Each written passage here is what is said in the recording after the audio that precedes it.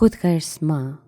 अमीर घराने तो बहुत से होते हैं, लेकिन कुछ मशरकी कदरों को अजीज़ रखते हैं और कुछ ऐसी सोसाइटी में जम हो जाते हैं जहाँ लड़कियों को बेलगाम आज़ादी होती है और बॉयफ्रेंड्स रखने और घर पर मधु करने की भी इजाज़त होती है।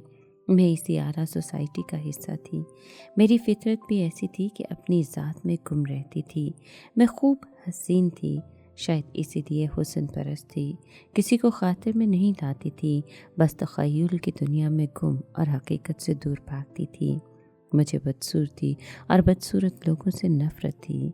फिर ये नफ़रत एक नफ्सियाती बीमारी की शक्ल इख्तियार कर गई। मेरी ख्वाहिश होती कि कोई बदनुमा शक्ल या बुरी हियत की शक्ल नज़र ना आए, जिससे मेरी आँखों और दिमाग पर बोझ पड़े। कोई कम शक्ल इंसान देख लेती तो मुंह फेर लेती। मुझे अपने सरापा पर बहुत नाज था। आईना देखती तो सोचती कि शुक्र है खुदा ने मुझे इतना हसीन बनाया है, वरना मैं अपना चेहरा कैसे बर्दाश्त करती। ख़ानदान भर में मेरी खूबसूरती के चर्चे थे। हर कोई कहता हुस्न हो तो रूपा जैसा। नाम तो मेरा यास्मीन था, मगर मम्मी प्यार से रूपा कहती थी। उनकी तारीफ़ों ने मुझे मगरूर बना दिया था। कोई मेरी निगाहों में जचता ही न था। कॉलेज में दोस्तों के हमरा लड़कों पर फिक्रे कसना, उनका मजाक उड़ाना मेरा महबूब मशगला था। कम शक्ल लड़कियों की कमज़ोरी को इशारों कनाइयों में बयान करना और ऊंचे ऊंचे कहके लगाना, यही सब कुछ तो कॉलेज में मज़ा देता था। आते जाते हर सूरत को बगौर देखना मेरी आदत थी। जिसमें ज़रा भी नुक्स नज़र आता फ़ौरन निगाहें फेर लेती। जीवन साथी के इंतखाब का मरहला आया तो मम्मी डैडी ने मेरी मर्ज़ी को अहमियत दी। जब कोई रिश्ता आता तो वो मेरी मर्ज़ी पूछते। बड़े बड़े अमीर घरानों से रिश्ते आए, मगर मैं हर रिश्ता ठुकराने लगी। कोई लड़का मोटा होता तो कोई सा सांवला, किसी की नाक नक्शा ना मुझे भाता तो किसी का हेयर स्टाइल पसंद ना आता, किसी की नाक चपटी तो किसी की आंखें छोटी। गर्ज के हर रिश्ते में ऐब तलाश कर लेती। मैंने इसी सिलसिले में घर वालों को बहुत परेशान रखा। आखिर सब भुगता गए। मम्मी डैडी ने कह दिया कि अगर तुमको कोई लड़का पसंद है तो बताओ, ताकि हम उसके बारे में मालूम करें। मम्मी समझाती भी थी कि रूपा, तुम खूबसूरती और बदसूरती के चक्कर में ना पड़ो। दरमियानी सूरत के लोग खुश शक्लों से बेहतर होते हैं, वरना बहुत पछताओगी। ऐसे लोग ना तो मगरूर होते हैं और ना एहसास कमतरी का शिकार। इनके साथ ज़िंदगी अच्छी गुजरती है। मम्मी, ये तो आपके ख्यालात हैं, मगर मेरी जमालियाती हिस्स सिर्फ रूपा की खूबसूरती को ही कबूल करती है। माँ मेरी बातों को सुनकर कहती, रूपा, मुझे खौफ आता है तेरे ख्यालात से। अब तक जितने भी रिश्ते आए थे वो दौलतमंद घरानों के सबूत थे, मगर ऐसी गैर मामूली तबोताब मुझे न मिली जिससे मेरे तख़य्युल के झरोखे जगमगाते। इन्हीं दिनों मेरे मामू साथ एहसन डॉक्टरेट की डिग्री लेकर जर्मनी से आए तो उनको देखकर मैं दंग रह गई। पक्का कि ये ही शख्स मेरे ख्वाबों का शहज़ादा है और इसी की मुझे तलाश थी। नहायत वजिया, स्मार्ट, खूबसूरत, खुशपोश, खुश लिबास और दराज कद, फरफर अंग्रेज़ी बोलते थे। ज़िंदगी में पहली बार किसी से मुतासर हुई थी। एहसन को आए हफ्ता हो चुका था। उनके एहसास में हमारे घर में डिनर का एहतमाम किया गया। ख़ानदान के सभी अफराद मौजूद थे। इस दौरान मैंने महसूस किया कि वो भी मुझ में दिलचस्पी ले रहे हैं। पार्टी के दौरान एहसन की अम्मी आंटी सिद्रा हर लड़की का बगौर जायज़ा ले रही थी। तभी मैंने उनको कहते सुना, एहसन, क्या तुम्हें कोई लड़की पसंद आई? ऐसी भी क्या जल्दी है मम्मी, कर लेंगे पसंद। एहसन ने मुस्कुरा कर कहा, बेटे, ख़ानदान में कई लड़कियां हैं, तुम जिसको पसंद करोगे मैं रिश्ता मांग लूँगी। हमें भला कौन इनकार करेगा।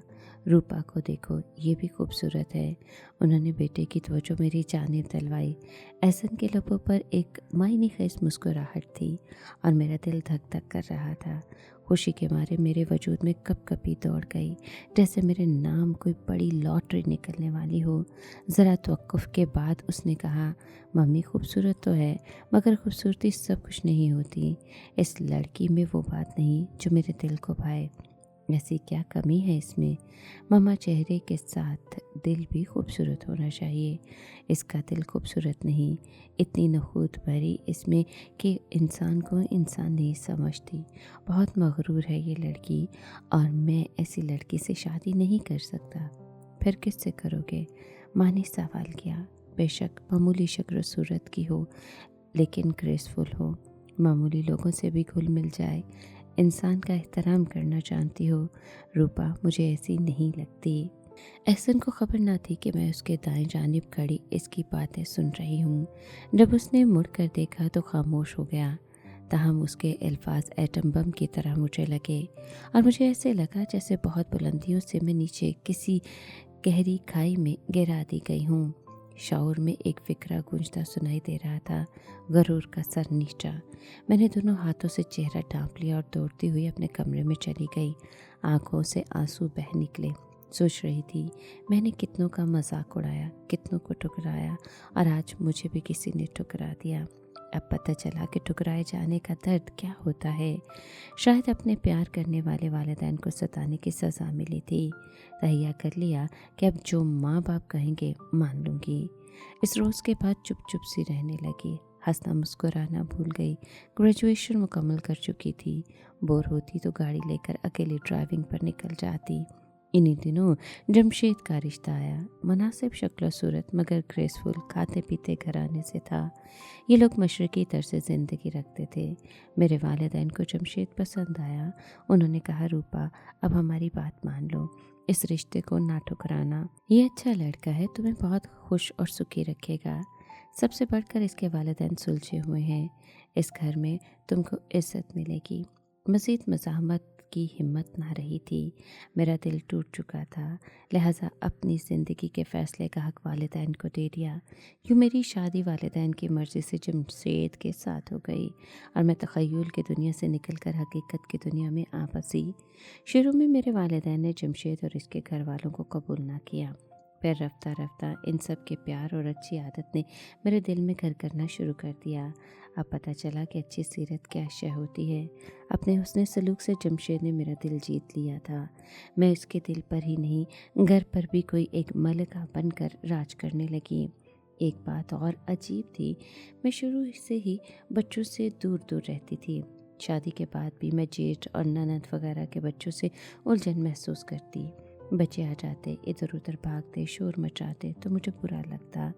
जब तक वो चले ना जाते मैं सख्त मुस्तरब रहती। खुदा जाने क्यों ये नौनिहाल मुझे इतना डिस्टर्ब करते कि टेंशन हो जाती थी। शादी के 2 साल तक माँ बनना नसीब ना हुआ, मगर मैं खुश थी, मुझे कोई फिक्र ना थी। लेकिन जमशेद और उनके वालिदैन को अब बच्चे की शदीद आरज़ू होने लगी।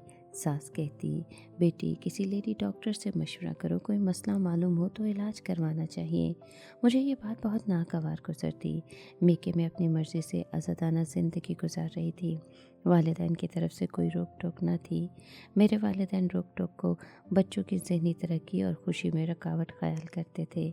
मुझे जमशेद से कोई शिकायत ना थी, वो भी मुझ पर कोई रोक टोक ना रखते थे, मगर मैं खुद ही ज़्यादातर घर में रहना पसंद करती थी कि इस घर में अल्लाह ने सुकून को रहमत बनाकर बरसा रखा था। ताहम मुझे जमशेद से उस वक्त उलझन होती जब वो कहते कि हमारा प्यारा सा बच्चा होना चाहिए, और उनकी वालिदा की चाहती जब वो कहते कि गुड्डा गुड़िया कब ला रही हो, तो मैं तंग आकर जवाब देती कि मुझे ये तुम्हारी दकियानुसी बातें सख्त नापसंद हैं। ये छोटे छोटे बच्चे गंदगी करते हुए मुझे ज़रा पसंद नहीं हैं। राल टपकाते, शोर मचाते, जीना हराम कर देते हैं। देखते नहीं अपनी बहनों को बच्चों को संभालते संभालते कितनी हलकान होती हैं। वो कहते, बच्चे तो खुदा की रहमत होते हैं, सभी औरतों को अपने बच्चे संभालने पड़ते हैं, मगर मुझे नहीं चाहत अभी से। कम से कम 5-6 साल में यूं ही आराम सुकून की ज़िंदगी जीना चाहती हूँ। जमशेद मेरी बातें सुनकर पूछ जाते, कभी कहते, तौबा करो, तुम कैसी बातें करते हो, औलाद तो खुदा की नेमत है। लेकिन मैं तो इकलौती थी, छोटे बहन भाई थे नहीं, और न कभी नन्हे बच्चे को गोद में उठाया था, मगर शादी के तीसरे साल में इस झंझट में गिरफ्तार हो गई। एक दिन चक्कर आया, तबीयत ख़राब हो गई।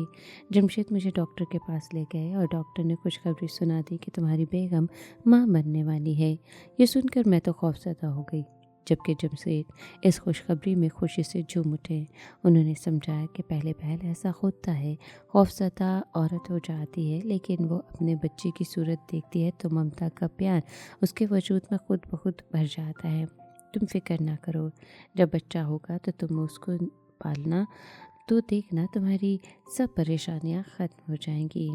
اس نے کہا کہ میری ماں اس بچے کو سنبھال لیں گی، تم اسی طرح اپنی مرضی سے سونا اور جاگنا۔ پھر وہ دن بھی آ گیا جب میں نے ایک ننھی منی بچی کو جنم دیا۔ نرس نے مجھے دکھایا، مجھ کو بچی خوبصورت نہ لگی، جیسے اپنی پھپھی کی صورت ہو۔ نرس نے اسے میرے پہلو میں لٹانا چاہا تو میرے تاثرات دیکھ کر ساس بولی، ابھی روپا کو آرام کرنے دو اور بچی کو مجھے دے دو۔ جس طرح انہوں نے پوتی کو بازوؤں میں بھرا اور اس سے ان کی خوشی کا اندازہ کیا جا سکتا تھا۔ جمشید کی بہنیں تو اتنی خوش تھیں جیسے ان کو کوئی خوبصورت کھلونا مل گیا ہو۔ وہ ہر وقت انہی کے پاس رہتی۔ میں پہلے کی طرح آزاد تھی، اپنی مرضی سے سوتی اور جاگتی۔ ساس بس اس وقت بچی کو میرے پاس لاتی جب وہ بھوک سے روتی، مگر میں نے ساس سے کہہ دیا کہ اس کو فیڈر لگا دیں۔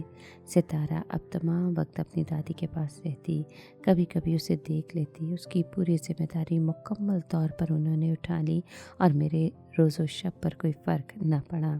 ایک دن انہوں نے کہا، بیٹی بچی کو بخار ہے، تم اسے ڈاکٹر کے پاس لے جاؤ، آپ اور جمشید لے جائیں۔ میں نے جواب دیا، مجھے اپنی ایک دوست کی سالگرہ میں جانا ہے۔ میں بچی کو دیکھنے ساس کے کمرے میں گئی بھی نہیں۔ شام ہو رہی تھی، تیار ہو کر گاڑی نکالی اور اپنی سہیلی کی سالگرہ میں چلی گئی۔ انجوائے کرنے کے بعد جب واپس آئی تو پہلی بار جمشید میرے ساتھ جو ہے وہ مشکل سے یعنی ترشی سے پیش آئے۔ بولے، تم کیسی ماں ہو، تمہیں اپنی بچی کا ذرا بھی خیال نہیں؟ مجھ کو جھٹکا لگا کہ کیا یہ وہی جمشید ہے جس نے مجھے ہمیشہ پیار اور نرمی سے بات کی ہے؟ آج ایسا کیا ہو گیا؟ بخار ہی تو ہوا ہے، بچوں کو بخار تو ہو جاتا ہے، پھر وہ ٹھیک ہو جاتے ہیں۔ میں نے یہ کہہ کر دروازہ بند کر لیا۔ طبیعت اتنی مکدر ہو گئی کہ نیند کی گولیاں کھانی پڑیں۔ گولی کھا کر میں سو گئی۔ جمشید نے بات ہی مجھ سے اس بری طرح سے کی تھی۔ خدا جانے وہ رات جمشید اور میری ساس نے کیسی گزاری۔ جب صبح 10 بجے سو کر اٹھی تو جاگنے کی وجہ سے جمشید کی بری حالت تھی۔ مجھ سے درشت لہجے میں کہا، اگر نیند پوری کر لی ہے تو آ کر بچی کو دیکھ لو۔